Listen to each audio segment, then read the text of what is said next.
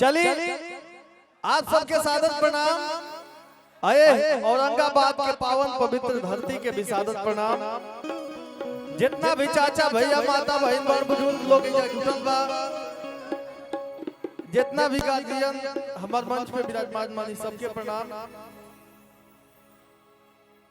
देखिए गुताई में तो हमनी के सही बतलाव तनी मंच ना करी ले जाए, ढेर जहां छेड़छाड़ होला वो जो मंच ना होला।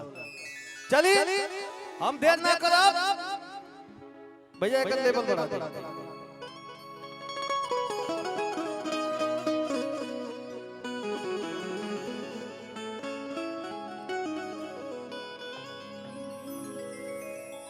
एक बार प्रेम से बोल दे शेरावाली मैया की।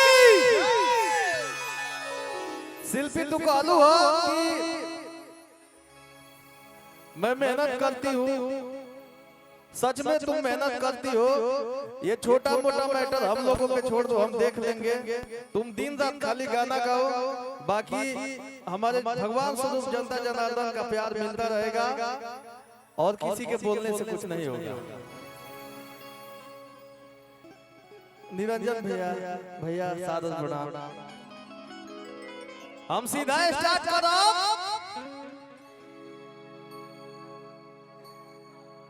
कि केहू सुखा डालना केहू भी डालता,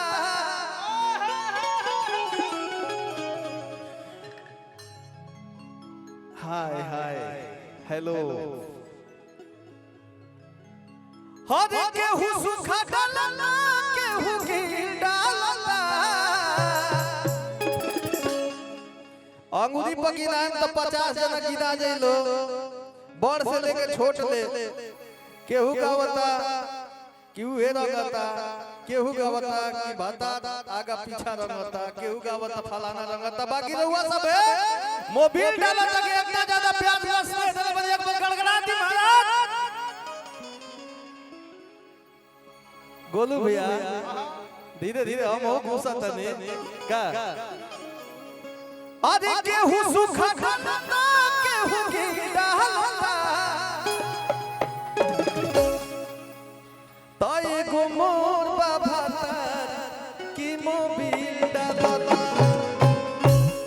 जौन गाना बाजा तो ने सुना देता नहीं, जैसे बीट बाजी तो तनी एगो हाला कर दे सब। कि केहू सुखा डालता केहू की डालता, केहू सुखा डालता केहू की डालता। आए गो मोर बाबा कि निशाना लगल चौहदिए के बानी। कि केहू सुखा डालता केहू की डालता, केहू सुखा डालता केहू की डालता।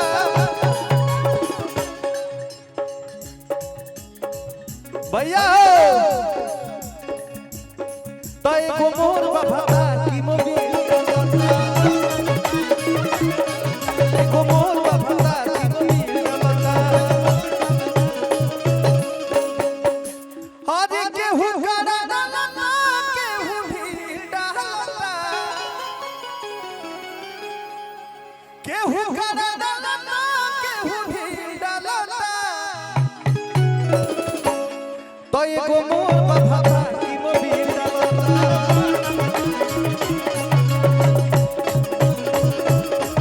एगो मोर बाबा की मोबिल डालता।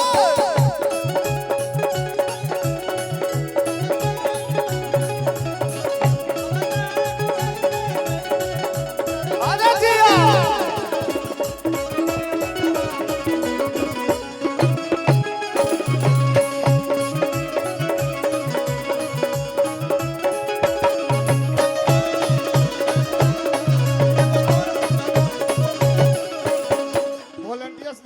वॉलंटियर्स घेराव बना ले कि मोरा उजर शरीरिया जितने भी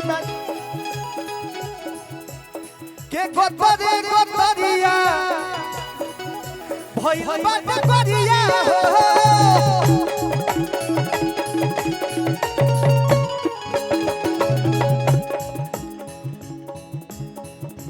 कि उतर छुए कमरिया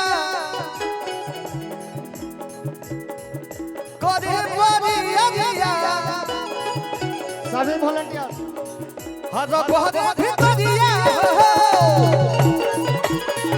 आगे